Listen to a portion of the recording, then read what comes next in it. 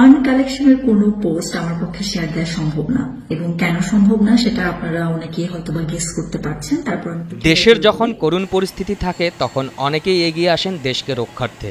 তবে সচরাচর আমরা দেশের পাশে তাদেরকেই সবচেয়ে বেশি চাই যাদের ওপর আমাদের আস্থা অনেক বেশি থাকে। এই আস্থা একদিনে আসে না আমাদের মাঝে, বহুদিনের সফলতা ও ব্যক্তিগত কাজকর্মের ফলেই আমাদের আস্থা অর্জন করে নিয়েছেন দেশের অনেকেই।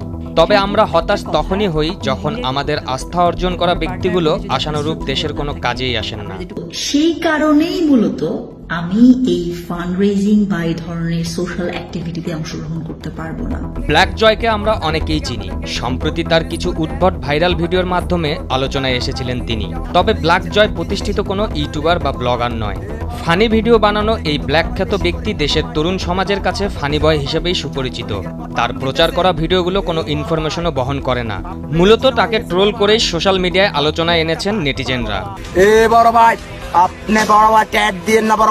অপরদিকে আলোচিত ইউটিউবার খাদিজাতুল কোবরা সোনিয়া তরুণ সমাজের কাছে অনেক পরিচিত এবং অনেকের আইডল হিসেবেও রয়েছেন তিনি। মূলত তিনি ইংলিশ বইয়ের রিভিউ করেন এবং কিভাবে বিদেশ যাওয়া যায় এই বিষয়ে সোশ্যাল মিডিয়ায় ভিডিও বানিয়ে থাকেন। তাকে ফলো করেন এদেশের লাখো তরুণ তরুণীরা।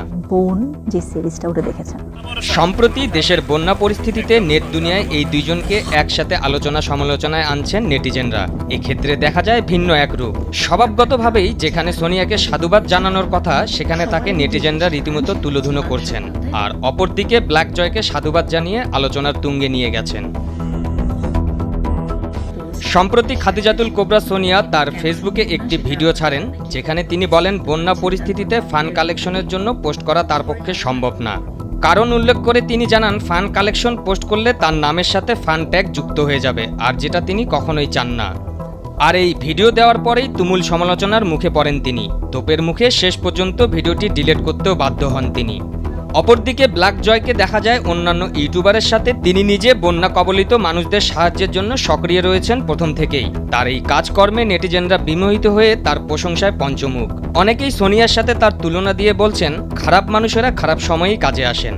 নেটিজেনরা এটাও বলছেন যাকে আমরা ভিলেন ভেবেছিলাম সেই আসলে নায়ক, আর যাকে ভেবেছিলাম নায়ক সেই প্রকৃত ভিলেন। সোনিয়া তার ভিডিওতে ফান্ড ট্যাগধারীদের নাম উল্লেখ না করে ইঙ্গিত দেন তাদের মতো তিনি ট্যাগধারী হতে চান না।